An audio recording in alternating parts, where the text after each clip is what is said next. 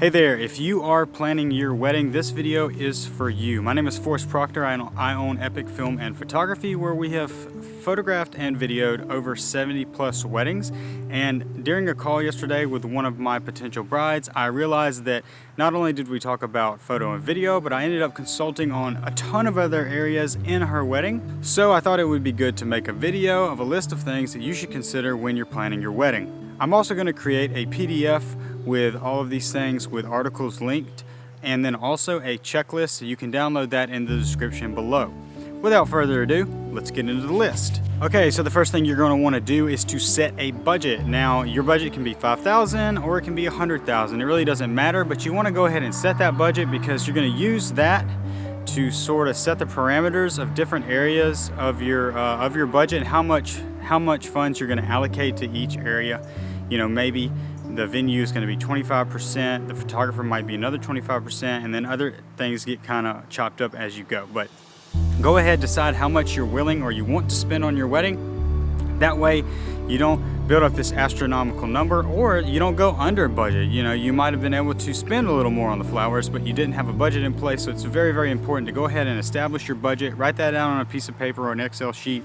That way you can see it and know where your parameters are and whether you're going under or over budget. All right, so the second thing I would do is go ahead and establish and find your style, you know, the theme that you want your wedding to be. And a really good tool for this, there's a couple of them, but I think the best one is going to be Pinterest.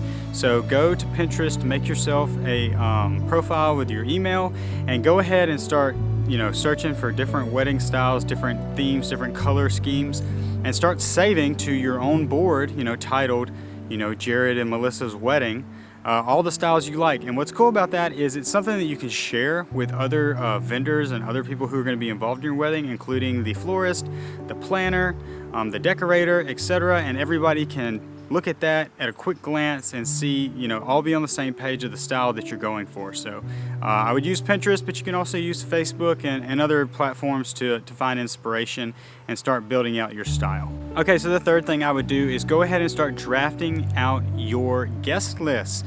I would use Excel or Google Sheets for this, and this is going to be really good, especially when you're going on to number 4, which is finding a venue. But you'll be able to put your guests in a column, put their address in another column, and even put stuff like their status. You know, if there's somebody that you put on there and they contact you and let you know they can't come, you can always go change the status, and that way you don't waste an invitation sending it to them. Of course, you can also send them an invitation just so they have it, but the point is you need to go ahead and get your guest list kind of fleshed out, and it's really, really handy to do this in Google Sheets or something like that. That way you can share that with your planner or your invitation maker, etc., etc. Get the guest list set up. Okay, once you have your guest list in place, it's time to choose a venue. Now, I suggest in your 50 to 100 mile radius, or as far as you and your guests are willing to travel, I would pick 2 to 3 venues and kind of just tier them up. Like, this is your dream venue, you'll take this one if you can't get the dream, and this is a last resort venue. And then once you get all those venues kind of lined up, the ones you like, start calling them and see what dates they have available. Now, you have to do this kind of in a quick time period, but write down all the dates that all 3 venues have available, because the next thing you're going to do is choose a date. Now, you can always choose a date and then start looking for a venue, but I think it's better if you go ahead and find 3 venues you like, inquire about the dates they have available, maybe in the general part of the year that you want to get married in, and then set your date based on that. That way you don't just go ahead and set a date, you got all these things in place, maybe even your photographer's already gotten, and then things have to change with the venue and you have to sell it for a venue you don't like. So go ahead and pick the venue, get inquiries about the dates they have available, then choose your dates based on that. Okay, now we're going to talk about the different vendors that you'll want to go ahead and book, and I'm going to try to order them in level of importance because I think some are more important than others. But the first thing you want to do, we've already talked about, is finding your venue, because that's going to be the backdrop for these photos. That's going to be the backdrop for all the memories. So it's very, very important that you lock that venue down before you book anybody else that's going to have to travel to that venue. Okay, does that make sense? The second vendor, I got my notes right here, the second vendor that you're gonna wanna go ahead and book is gonna be your wedding planner, right? So your wedding planner is gonna be the middle person between you, your groom, and your vendors. And I really do suggest doing this, and if you can't afford a wedding planner, Maybe there's somebody in your family that wants to take a swing at that and is really good at organizing parties and organizing stuff. Either way, it's really nice to have a buffer between your vendors and you. So I do suggest finding a wedding planner. Okay, so the next vendor you're gonna wanna book, in my opinion, is your photographer. Now, why do I think the photographer is above the videographer? It's because this is a tangible thing. You can hang photos in your house, right? You can't hang videos in your house. I think the photos are a little more timeless and something that should be above videography and even things like your DJ, but we're gonna get to that. So go ahead and pick your photographer, and what I would do in your budget is do not base the photography you choose off of budget. If you have to spend a little more in an area, I think the photographer is the one you should do. Find somebody that has really good reviews and somebody's style that you really like and goes with your style that you already created in Pinterest. Go with that photographer, even if it's a little more expensive, because we're gonna talk about some areas where you can actually save money here in just a little bit. All right, so the next vendor that I would book, and this is just a personal opinion, after going to 70 weddings, I've found that when this is done right, the night is amazing. When this is done wrong, it can make for a really boring wedding and people will be leaving early. But you want to make sure that your entertainment is top notch and goes with the theme of your wedding and your guest. And I'm talking about your DJ or your band or whatever kind of entertainment you're gonna have at the ceremony, because you know as well as I do, if you've ever gone to a restaurant, sat down and there was no music playing, there's this weird awkward silence, right? So I do think it's super important to find a really good DJ or band, because think about it, that is gonna put the smiles on people's faces, that's gonna get people dancing, which makes good photos. See what I'm saying? The DJ and the photos, they go hand in hand. So don't skip out on the DJ. Your cousin Josh wants to plug in his iPod into the PA system. I totally get that. You can save some money there, but this is not the area where you want to save the money. You want to have good entertainment. You don't want any dead space. You want a good DJ who can MC, who can introduce you guys with a lot of energy.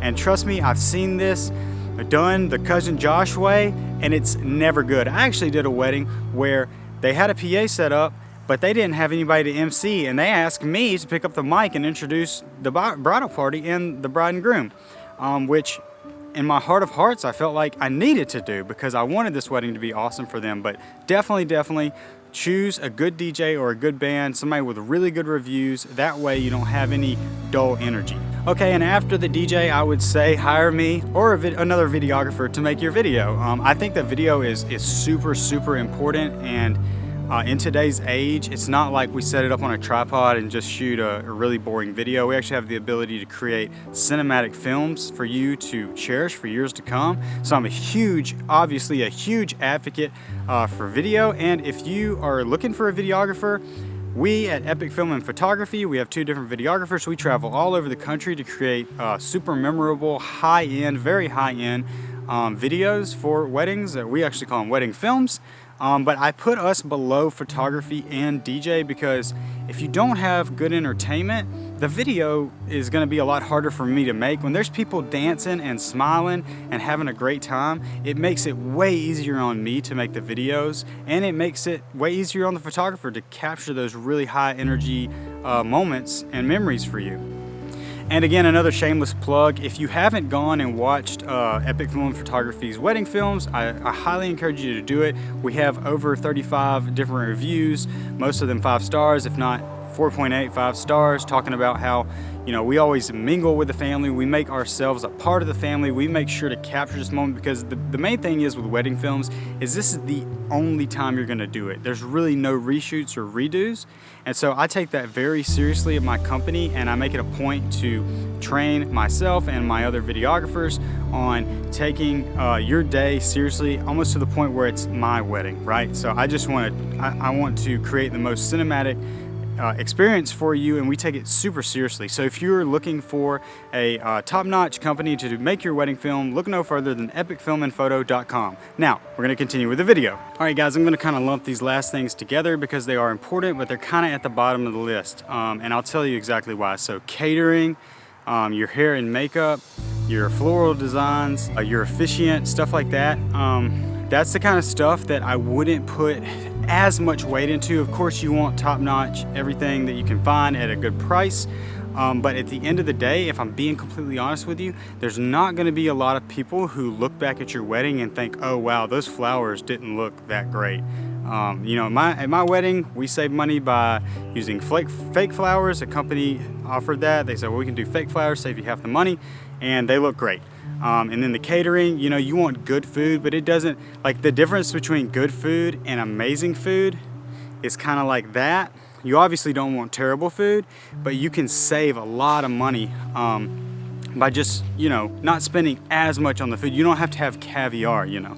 Or down here in the South, a lot of people do barbecue and everybody's smiling with shrimp and grits, and, you know, it's all good. So you can save a little money there. And then your officiant, you know, you definitely want to get that. You're going to have that. But a lot of times, you know, you might have a local pastor that'd be willing to do it for, you know, $100, $150 and then a free meal. So there's some areas where you can save some money, but I wouldn't skimp out on that stuff that we talked about in the beginning. Anyway, guys, I hope this video is going to help you plan your wedding and prioritize some of the things that you're going to be putting into your wedding. Again, if you go down in the description, you'll find a free PDF download with articles and links to all the stuff we talked about, as well as a checklist that you can print out and just check stuff off as you go.